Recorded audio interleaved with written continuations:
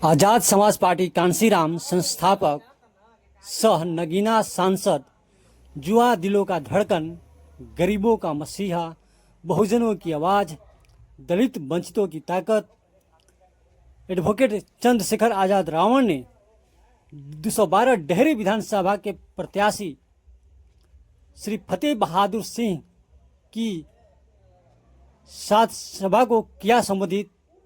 युवाओं में दिखा जोश उमंग, सड़कें रही जाम। उन्होंने क्या कहा, आप बने रहे वीडियो में और डेहरी विधानसभा क्षेत्र से जुड़ी समस्याओं और मांगों को लेकर कमेंट दर्ज करें। धन्यवाद।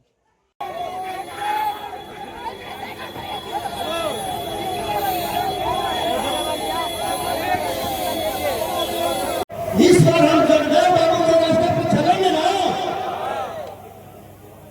तो जगदेव बाबू के पीछे धारा बुलंद रहेगा ना, तो एक बार नारा लगाइए आप लोग, 100 में 90 शोषित है,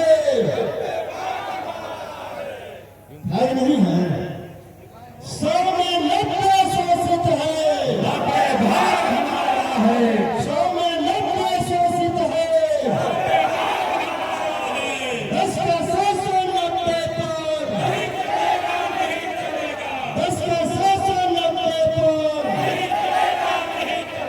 वोट हमारा राज तुम्हारा, वोट हमारा राज तुम्हारा, वोट हमारा राज तुम्हारा।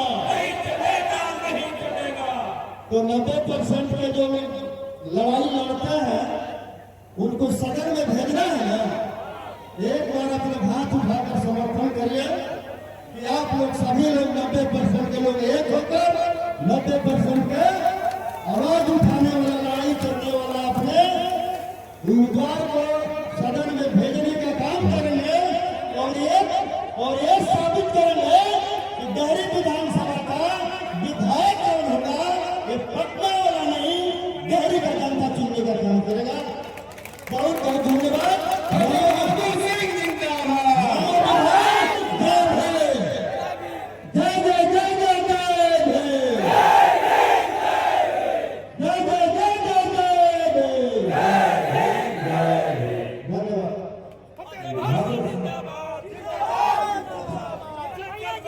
और हम सबको जिसका इंतजार था, बहुजन समाज नगीना सांसद, हम सबके लोकप्रिय सांसद भाई चंद्रशेखर आजाद जी को आवाज देता हो, जोरदार ताली। विधानसभा के जिम्मेदार नौजवान साथियों, बड़ी संख्या में यहाँ उपस्थित माता और बहनों, आशीर्वाद देने आए बड़े बुजुर्गों, इस मंच पर उपस्थित हमारी पार्टी संगठन के सभी नेतागण, इस विधानसभा के लोकप्रिय प्रत्याशी भाई फतेह बहादुर सिंह जी, प्रदेश के बाहर से यहां आकर पार्टी के लिए दिन रात मेहनत कर रहे संगठन के सम्मानित नेतागणों, पुलिस के मेरे भाइयों, पत्रकार बंधुओं, भाई दीपक कुशवाहा जी, कृष्णा आनंद जी, मनोहर खान जी, दानिश खान जी, जावेद अंसारी जी, गोल्डन पासवान जी, रवि राजा जी, चंद्रेश भारती जी, राहुल पासवान जी, दीपक कुमार जी, गुड्डू खान जी, मुबारक अंसारी जी, धनंजय सिंह यादव जी, मुबारक खान जी, कुलवंत आजाद जी और भी बहुत सारे सामान्य नेतागण, भाई मुमताज जी, सत्तार भाई, चंद्रवाणी जी, तमाम हमारे साथी जो यहाँ काम कर रहे हैं, भाई माथुर जी, अनिल जी, कमल जी, ये चुनाव, डेहरी का जो चुनाव है, मैं पूरे प्रदेश में कहीं जाता नहीं जाता, मगर डेहरी आने का मन मेरा था खुद से। उसके पीछे कारण है।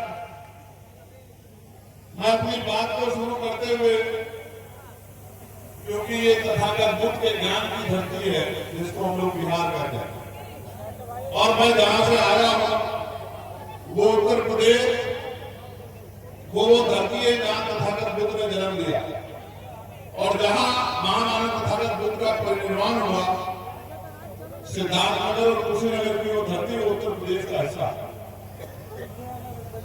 मैं उन तमाम संतों, गुरुओं और महान पुरुषों को नमन करता हूं जिन्होंने मानवाचार को आगे बढ़ाने के लिए, समागम है लोकतांत्रिक व्यवस्था के सबसे मजबूत समय जहां जनता की जय जयकार होती है। ये वो समय है जहां हर व्यक्ति, किसी पार्टी का हो, किसी ओहदे का हो, वो जनता के एक व्यक्ति का सम्मान करता है। लोकतंत्र में वो समय ज्यादा दिन नहीं रहेगा। जैसे चुनाव खत्म हो जाएगा, लोकतंत्र का दूसरा स्वरूप भी आएगा। कौन सा? कि नेता आगे आगे और जनता पीछे। अभी जनता आगे आगे है और नेता पीछे पीछे। लोकतंत्र का खूबसूरत है, इसलिए खूबसूरत है कि अगर आप 10 रुपए का सामान खरीदोगे बाजार जाकर, उस 10 रुपए के सामान को खरीदते हुए आप 50 बार सोचोगे, पैकेट को बदल बदल के देखोगे कि कहीं ये सामान खराब तो नहीं। जो सामान 10 रुपए का आप 1 दिन यूज कर लोगे, 2 दिन यूज कर लोगे, 4 दिन यूज कर लोगे, 10 दिन यूज कर लोगे। लेकिन जब आप अपने 5 साल के भविष्य को सुनिश्चित करने के लिए, अपने आने वाली नस्लों को इज्जत की जिंदगी दिलाने के लिए और अपने हक अधिकार सुरक्षित कराने के लिए जब आप वोट डालने जाते हैं जो करोड़ों रुपए से कीमती है, तो आप सिर्फ जाति धर्म के आधार पर वोट करते हैं, ना अपने मुद्दों को देखते हैं, ना अपने नेता को देखते हैं। और कई बार ऐसे लोगों को वोट कराते हैं जिनको चुनाव के बाद जिनके दरवाजे भी आप लाभ नहीं सकते, जिनकी बस्ती में भी, जिनके घरों में भी, महलों में भी आप घुस नहीं सकते। ये इतना खूबसूरत है लोकतंत्र। आप 50 रुपए का सामान खरीदोगे, जैसे ये शहर अगर किसी ने खरीदा और ये शहर अच्छा नहीं है, तो अपने 50 रुपए के लिए वो दुकानदार के पास भी वापस जा सकता है कि भाई आपका सामान अच्छा नहीं था। और अगर दुकानदार नहीं सुनता तो भारत के संविधान के आधार पर जो उपभोक्ता न्यायपालिका बनी है, वहां जाकर भी अपनी पीड़ा को रख सकता है, न्याय ले सकता है। लेकिन अगर जिसको वोट दी उसने जो वादे किए पूरे न करें, आपकी आवाज न बने, 5 साल आपके गरीब मोहल्लों में ना आए, विकास न कराए, आपकी मदद न करे, आपके साथ खड़ा ना हो, तो आप कहीं नहीं जा सकते। किसी न्यायालय में आप किसी न्यायालय में नहीं जा सकते, कहीं जाकर उसकी शिकायत नहीं कर सकते, उसको कोई सजा नहीं दिला सकते। बस एक ही काम कर सकते हैं कि 5 साल बाद जब दोबारा इलेक्शन आएगा तो उसके खिलाफ जाके वोट करके अपने साथ जो झूठ धोखा हुआ उसके खिलाफ आवाज उठा सकते हैं, उसको जवाब दे सकते हैं। तो इसलिए मेरा डेहरी में आने का मन था कि नेता तो बहुत लड़ रहा है, अगर कहीं वैचारिक कोई लड़ रहा है जिसके लिए जाके जिसकी मदद मुझे करनी है, जो 85-90% बहुजन समाज की आवाज उठाने वाला मेरा भाई है, मेरे जैसा है, वो फतेह बहादुर सिंह डेहरी लड़ रहा है, मुझे वहां जाना है। ये बात मैंने अपने मन में, और मैं आपको फिर कह रहा हूं, आपके मन में सो नाराजगी हो सकती है कि आपकी सड़क नहीं बनी, आपका एक नाम बनी, आपका खरंजा नहीं लगा। ये एक हिस्सा है जिंदगी का। लेकिन मैं आपको जिम्मेदारी से कहता हूं कि जब तक आपकी आवाज उठाने वाला और आपको सही रास्ते पर ले जाने वाला व्यक्ति आपका नेता नहीं होगा, तो आपके भविष्य में बहुत बदलाव नहीं हो सकता। इस बार परिस्थिति आपके फेवर में है। अगर आपने अपनी वोट का सही प्रयोग किया, जिस तरह के हालात हैं, और सत्ता की चाबी अगर आजाद समाज पार्टी गठबंधन के हाथ में आई, तो मैं आपको विश्वास दिला कहता हूं ये आदमी जिसको हम नेतृत्व देना चाहते हैं, ये विधायक नहीं रहेगा, मंत्री बन के आपकी सेवा करेगा। मेरी बात को आप याद रखें। आप तीनों को समझना, इस तरह के हालात बनेंगे, एक एक आदमी अहमियत रखेगा। मेरी बात को याद रखना। और हमारा अलग जिस तरह से लड़ रहा है, मैं आपको विश्वास दिला रहा हूं, सत्ता की चाबी इसे राइट के पास होगी। मेरी बात को आप याद रखें। प्यारे साथियों, मेरी बात को गौर करो, बहुत जिम्मेदारी की बात बता रहा हूं। मैंने बिहार को अपनी आंखों से देखा। ऐसा नहीं मैं बिहार चुनाव में आता, पहले भी जब के दरभंगा हो, राम हो, कैमूर हो, बक्सर हो, मोतिहारी हो, कहीं भी रोहतास हो, जब किसी गरीब कमजोर पे अन्याय हुआ है और मेरी विरुद्ध मैंने यही आंखें आउट लेकर उसकी लड़ाई लड़ने का काम किया। और मेरी गैर मौजूदगी में भाई जवाहर आजाद जी, अमरज्योति पासवान जी, अबूदर साहब, दीपक भाई, गोल्डन पासवान, ये चंद्रशेखर बन के यहाँ लोगों के आवाज उठाने का काम करते हैं, उनको न्याय दिलाने का काम करते हैं। तो साथियों, मैं नेताओं को भी कहूंगा, बहुत दूर तक मेरी बात जाएगी। जिसको बिहार देखना हो, बिहार के बारे में जिसको कुछ करना हो, तो वो कम से कम बिहार के 200 किलोमीटर का सफर ग्रामीण क्षेत्रों का जरूर करें। उसको पता लगेगा कि बिहार असल में बिहार के गांव में बसता और क्या हालात है शहरों के। मैं डायरी से निकल के आया, आप देखो।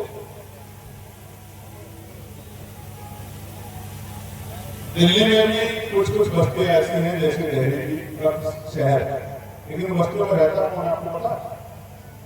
उसमें बड़े पत्रकार नहीं रहते, उसमें बड़े नेता नहीं रहते, उसमें बड़े उद्योगपति नहीं रहते, उसमें बड़े व्यापारी नहीं रहते, उसमें बड़े अधिकारी नहीं रहते। उन बस्तियों में दलित, पिछड़े, आदिवासी, मुस्लिम समाज के लोग जो यहाँ से जाके अपना पेट पालने के लिए वहां रोजगार करते हैं, वो रहते हैं, जानवरों की तरह रहते हैं। जिस तरह आप यहाँ जीवन व्यतीत कर रहे हो, अपने जीवन को बचाने के लिए बहुत सारे लोग देश के कोने से आकर बस्तियों में रहते हैं। वो भी दिल्ली का हिस्सा है, जहाँ विकास बहुत कर रही है, जहाँ आज भी पानी नहीं मिलता पीने के लिए, साफ पानी नहीं मिलता, जहाँ टैंकर से पानी आता है, एक दिन रखना पड़ता है। और बिहार को मैंने खुद देखा, मैं भी पीछे पहले कस्बा पड़ा था जहां मैं था। कौन सा कस्बा था जहां जाम लगा हुआ? नगर। चुनाव चल रहा है, एक घंटे तक गाड़ी नहीं निकल पा रही, इस तरह के हालात है। ना कोई पुलिस का कर्मचारी मिला भाई, न एडमिनिस्ट्रेशन के लोग, ना कोई पूछने वाला, ना कोई बताने वाला। कहाँ सड़कें हैं, कहाँ गड्ढे हैं। 150 किलोमीटर का सफर 4 घंटे में हो रहा है।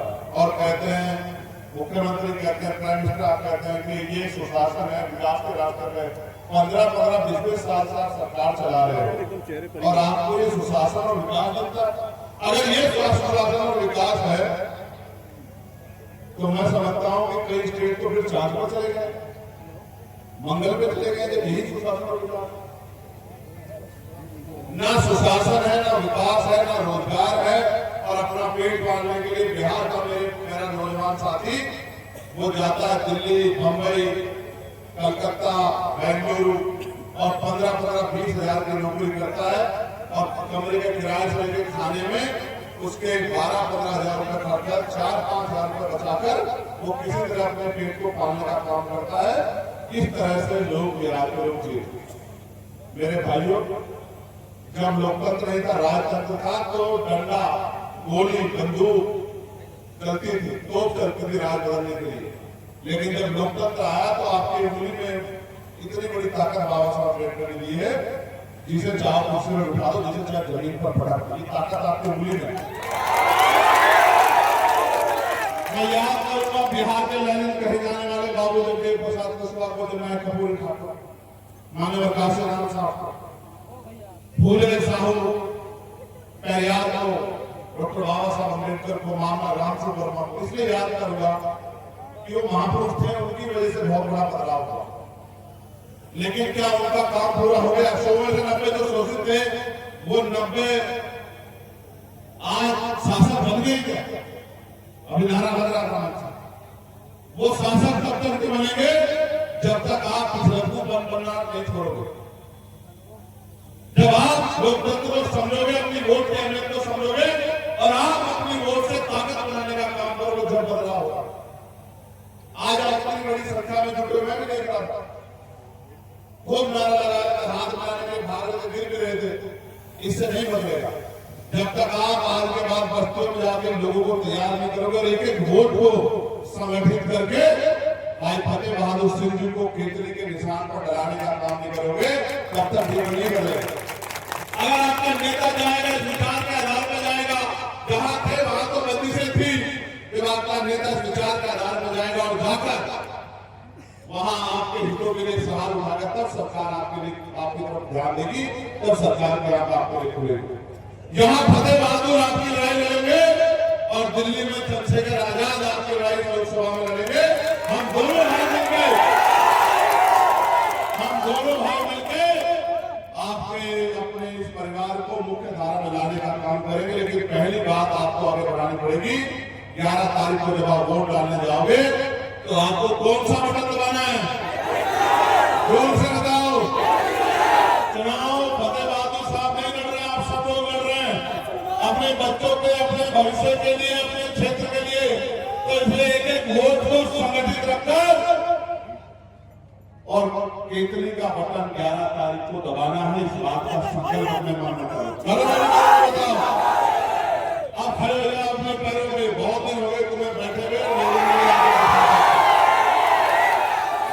बताओ 11 तारीख को बदल दोगे, नहीं बदल दोगे इतिहास को? और भाई फतेह बहादुर को आगे बढ़ा दोगे, नहीं बढ़ा दोगे?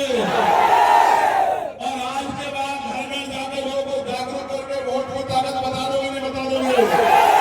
तो याद रखना, वोट का अधिकार जीतने के लिए नहीं मिला है, वोट का अधिकार गुलामी की बेड़ियां काटने के लिए मिला है, इज्जत समाज की जिंदगी के लिए मिला है। तो दोनों आगे मुट्ठी बंद कर लो। आवाज दो, हमारा विधायक कैसा हो, हमारा विधायक कैसा हो, डेरी का विधायक कैसा हो, डेरी का विधायक कैसा हो, डेरी का विधायक कैसा हो, और विधायक कैसा हो, गरीबों का, मजदूरों का, किसानों का विधायक कैसा हो। बहुत बहुत धन्यवाद। जय भीम, जय भारत, नमस्कार, आदाब, सत श्री अकाल, जय मंडल, जय जोहार। आप सबके लिए मंगल कामनाएं। मैदान में डटो और अपनी ताकत बना के साबित करो कि अब अमीर लोग नहीं बैठे कुर्सी पे, अब गरीब जिसको बिठाएगा कुर्सी बैठेगा और वो गरीबों को ताकत देगा।